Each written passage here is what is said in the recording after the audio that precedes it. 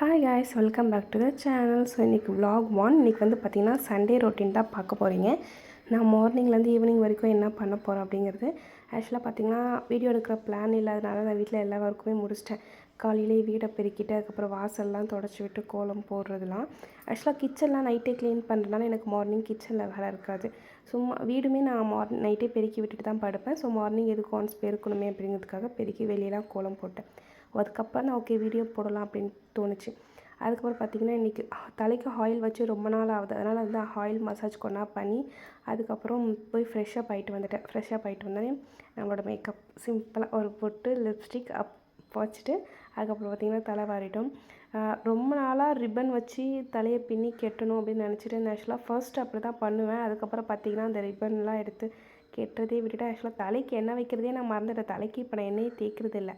இப்போ தான் நான் எண்ணெயே தேய்ச்சிருக்கேன். அதில் பார்த்திங்கன்னா ரிப்பன்ஸ் கண்டிப்பாக ரிப்பன் வச்சு கட்டினேன்னா ரொம்ப ஹேர் ஃபால் ஆகுது.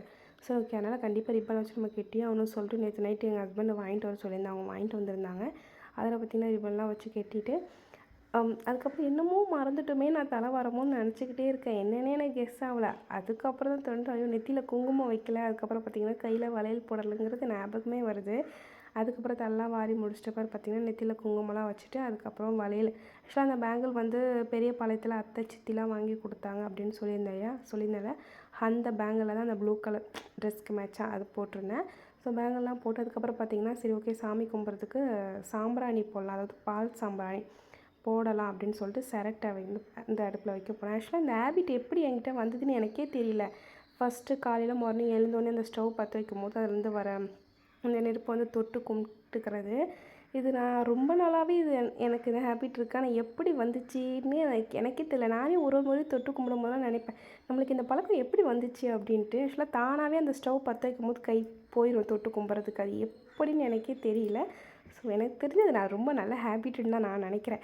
அதுக்கப்புறம் பார்த்திங்கன்னா சாம்பிராணிலாம் வீட்டில் போட்டு முடிச்சுட்டு நல்லா கற்பூரம் ஆரத்திலாம் எல்லாமே காமிச்சு கடவுள்கிட்ட என்னென்ன குறைகள் இருக்கோ என்னென்னலாம் அவர் நிறைவேற்றத்துக்கு நன்றி சொன்னாரோ எல்லாமே கடவுள்கிட்ட சொல்லிவிட்டு அதுக்கப்புறம் பார்த்திங்கன்னா ஹஸ்பண்டுக்கு காஃபி போடுறதுக்கு போயிட்டேன். ஏன்னா அதுக்கு ரொம்ப டைம் ஆயிடுச்சுன்னு அவங்க எழுந்துருவாங்க. 7:30க்குலாம் அவங்க வேலைக்கு கிளம்பிடுவாங்க. ஸோ 7:30ங்கிறது அன்றைக்கி லேட் ஆகிடுச்சு. ஒரு நேரம் சீக்கிரமாக போயிடுவாங்க. ஸோ ஓகே காஃபி போடலாம் அப்படி சொல்லிட்டு காஃபி போயிட்டு ஹஸ்பண்ட்கிட்ட கொடுத்துட்டு அவங்களுக்கும் கொடுத்துட்டு நானும் குடிச்சிட்டு கொஞ்சம் ரிலாக்ஸாக அப்படியே உட்காந்து 2 பேரும் பேசிகிட்டு இருந்தோம். அதுக்கப்புறம் பார்த்திங்கன்னா திடீர்னு எனக்கு வந்து ஒரு ஸ்வீட் கிரேவிங் வந்துருச்சு. அதுவும் பால் கொழுக்கட்டை தான் சாப்பிடணும்னு ஒரு கிரேவிங்ஸ் வந்துருச்சு. ஸோ மார்னிங் 7 o'clockலாம் எங்கே போய் அந்த பால் கொழுக்கட்டை சாப்பிட்றதுக்கு அப்புறம் யூடியூப்பில் பார்த்தேன். என்கிட்ட வந்து அரிசி மாவுலாம் இல்லையா. அதுக்கப்புறம் பார்த்திங்கன்னா கேழ்வரகு, அதாவது ராகி மாவு கேப்ப மாவில் செய்யலாம் அப்படின்னு சொல்லி ஆக்சுவலாக நான் ஒரு வீடியோவில் பார்த்தேன்.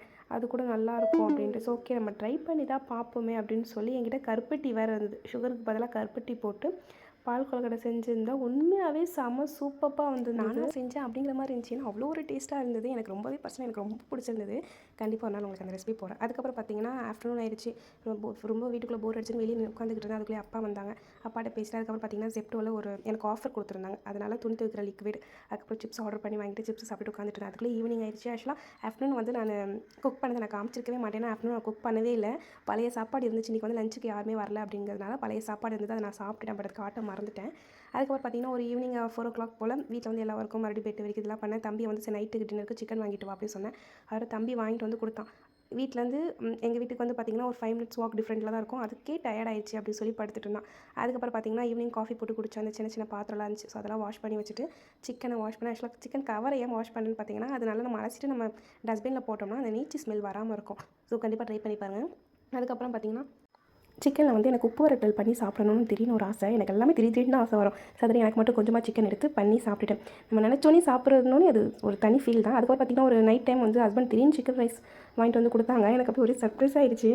ஹஸ்பண்ட் வந்து எப்பவுமே பார்த்திங்கன்னா சாப்பிட்ற விஷயத்தில் எதுவுமே சொல்ல மாட்டாங்க. பட் இப்போ கொஞ்சம் நாளாக சிக்கன் ரைஸ் வந்து அவாய்ட் பண்ணணும்னு ஓவர் ஸ்ட்ரிக்டாக இருக்காங்க.